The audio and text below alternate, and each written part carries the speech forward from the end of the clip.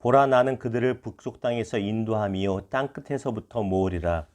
그들 중에는 맹인과 다리 저는 사람과 잉태한 여인과 해산하는 여인이 함께 있으며 큰 무리를 이루어 이곳으로 돌아오리라.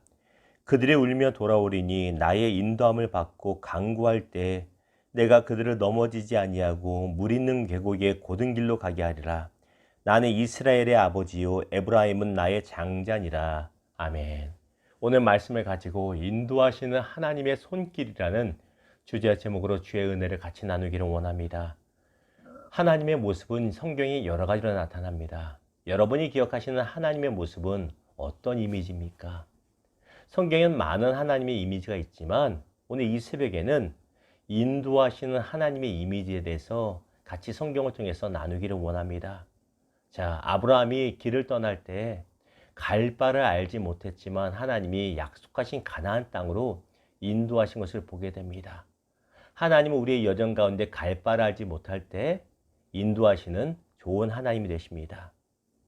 아브라함이 자신의 외아들 이삭의 며느리감을 구하고자 자신의 충성된 종 엘리에셀을 고향 땅으로 보냅니다. 엘리에셀도 어디로 갈 바를 알지 못합니다. 그러나 기도하며 갈 때 하나님이 그의 발걸음을 인도하사 리브가라고 하는 차마 나가시 신실한 믿음의 아내를 얻게 하셨다라는 것입니다. 또한 광야에서 이스라엘 백성들이 어찌할 바 모를 때 낮에는 구름 기둥으로 밤에는 불 기둥으로 그들의 여정을 인도하셨다라는 것입니다. 성경에 보면 하나님이 사랑하는 당신의 백성들을 인도하신 것이 얼마나 많이 나오는지 모릅니다. 우리 하나님은 지금도 우리를 위하여 인도하고 계십니다. 가장 선한 길로 인도하고 계심을 믿으시고 이 코로나로 인하여 어려운 시기에 삶의 광풍이 부는 시기에 담대하시기를 주의 선하심을 의지하고 힘내시기를 주님의 이름으로 축원합니다. 자, 오늘 본문 말씀 보면 남유다는 범죄하여 이제 바벨론의 느부갓네살 왕에 의해 포로로 끌려갔습니다. 1차 포로 끌려갔고 2차 포로 끌려갔고 이제 마지막으로 멸망하기 직전이고 그리고 멸망당하고 3차 포로로 완전히 끌려가게 됩니다. 그러나 이것이 남유다 하나님의 백성이 마지막은 결코 아니라는 것입니다. 하나님은 당신의 사랑하는 백성들, 당신의 사랑하는 자녀들을 결코 그렇게 포기하지 않으십니다. 하나님은 때가 되면 당신의 백성들을 회복시켜서 당신의 정하신 땅으로 약속하신 가나안 땅으로 다시 돌아오게 하신다라는 것입니다. 과거에도 돌아오게 하셨고 지금 세계사를 봐도 1948년에 이스라엘이라는 나라가 다시 건국되어 지금도 나름 힘있는 중동의 나라로 자리 잡고 있는 것을 보게 됩니다. 비록 범죄하였을지라도 우리 하나님의 사랑은 당신의 자녀들을 가장 선한 길로 인도하신다는 것입니다. 자, 8절과 9절에 보면 반복되는 단어가 나오죠. 한국어 단어로 보면 인도하다는 단어입니다. 8절에 보라 나는 그들을 북쪽 땅에서 인도하며라고 나옵니다. 9절에도 보면 그들이 울며 돌아오리니 나의 인도함을 받고 하나님이 불러내다라는 뜻입니다. 하나님이 이끌어주다, 인도하다라는 뜻이 있습니다. 그런데 하나님이 어떤 사람들을 인도하십니까? 한마디로 말하면 스스로 길을 찾을 수 없는 연약한 사람들을 말합니다. 스스로 해결책을 찾을 수 없는 사람들을 말합니다. 자, 8절에 보았더니 그들 중에는 맹인, 다리 저는 사람, 잉태한 여인, 해산하는 여인, 도무지 몸이 불편하고 몸이 무거워서 길을 갈 수 없는 사람들이잖아요. 도무지 길을 찾을 수 없는 사람들이잖아요. 그런데 세상은 이런 사람들을 버릴지 몰라도 하나님은 부족한 사람들을, 연약한 사람들을 버리지 않고 큰 무리를 이루게 하셔서 인도해 주신다는 것입니다. 이게 얼마나 좋은지 모르겠습니다. 우리 가운데 힘이 있다면 우리의 힘을 의지하여 길을 찾고자 하겠지만 그렇지 않습니다. 우리 가운데 힘이 다 빠졌을 때 어찌할 바 모를 때 우리 하나님은 그때도 우리를 가장 선한 길로 인도해 주신다는 것입니다. 그런데 하나님의 인도하심이 어떻습니까? 9절 보십시오.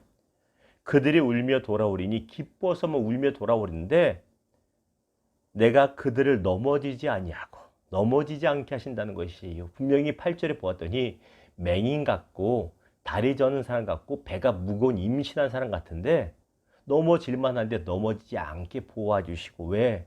손으로 붙잡고 계시고 업고 계시고 안고 계시기 때문입니다.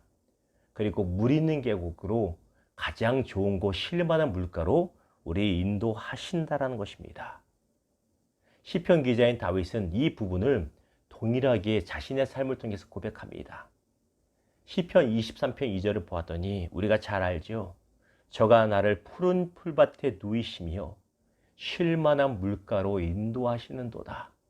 하나님의 인도하심은 때로는 우리를 광야로 인도하신 것 같지만 결국은 우리를 광야를 통해서 쉴만한 물가로 때마다 일마다 인도하시고 이끄시고 계셨다는 것입니다. 사랑하는 성도 여러분, 이런 신실하고 사랑에 넘치는 하나님의 인도하심이 바로 지금 이 시간 이 새벽에도 저와 여러분이 인도하고 있는 걸 믿으시기를 주님의 이름으로 축원합니다. 오늘 하루도 우리의 가족들, 여러분의 가족들을 분명히 인도하실 것입니다. 이 사실이 믿어지기를, 이 사실 가운데 소망을 얻으시기를 주님의 이름으로 축원합니다. 말씀을 맺겠습니다. 최근 한 몇 달 사이에 하나님의 선하신 인도하심을 참 많이 체험했습니다. 지난 7월 달인가요? 대전으로 집을 알아보기 위해서 내려올 때 대전에 뭐 연고가 있는 것도 아니고 알지 못하잖아요. 그래서 지하철역 내려서 차를 몰고 왔네요. 차를 주차해 놓고 아무것도 해 놓고 동네를 돌아보는데 편의점 앞에 나와 있던 편의점 여사장님과 눈이 마주쳤습니다. 그 여사장님이 무엇 때문에 뭘 찾냐고 그래서 부동산을 찾는다고 물어봤더니 어떻게 본인이 물어보지도 않은 것을 쫙 얘기해서 이 동네가 좋다 저 동네가 좋다 해서 집을 수월하게 그날 구할 수가 있었습니다. 마치 엘리에셀이 갈 바를 알지 못하지만 갔을 때 믿음으로 기도하며 갔을 때 선한 사람을 만나게 하신 것처럼 그렇게 만나게 하신 인도하심이 있었다는 것입니다. 또한 어제도 일산에 올라갈 일이 있었습니다. 다시 일산에 올라갔는데 꼭 만나야 될 사람이 있고 어려운 말을 해야 될 부분이 있었는데 그분을 일산에 도착해서 기차역에 내려 잠깐 어떤 햄버거 집에 잠시 요기하러 들어갔을 때 그곳에서 만나서 일이 수월하게 되는 것을 또 체험을 하였습니다. 하나님이 인도하실 땐 이렇게 자연스럽게 순종하게 인도하고 길이 열리는구나를 보게 되었습니다. 사랑하는 성도 여러분, 우리 삶 가운데 이런 일이 많아지기를 주님의 이름으로 축원합니다. 출애굽기 33장 14절에 보았더니 하나님이 지쳐있는 모세에게 이렇게 말합니다. 내가 친히 가리라. 내가 너를 쉬게 하리라. 세상의 이스라엘 백성들이 모세가 십계명 받으러 간 사이에 황금 송아지 만들어 놓고 난리가 난 겁니다. 모세가 그 모습 보고 얼마나 화가 나고 얼마나 마음이 무너지고 지쳤겠습니까? 지쳐서 어찌할 바 모르는 모세에게 그가 간구할 때 하나님이 위로하시며 약속하신 거예요. 내가 친히 너와 함께 가리라.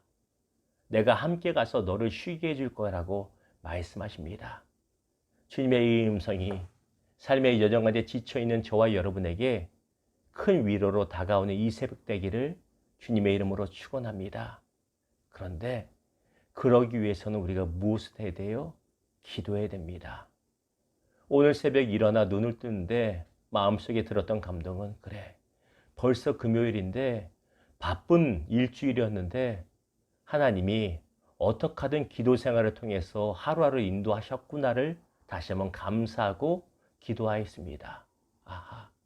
우리 삶 가운데 기도가 별거 아닌 것 같아도 새벽마다 기도하고 저녁에 기도하고 이 시간을 통해서 우리의 삶을 하나님이 인도하고 계신다라는 것입니다. 기도함으로 하나님의 인도를 받고 승리하는 저와 여러분, 어떤 상황에도 길이 없는 것 같은 상황에도 하나님의 인도하신 손길이 있음을 믿고 그 손 붙잡고 담대한 저와 여러분 오늘 하루 되기를 주님의 이름으로 축원합니다. 기도하겠습니다.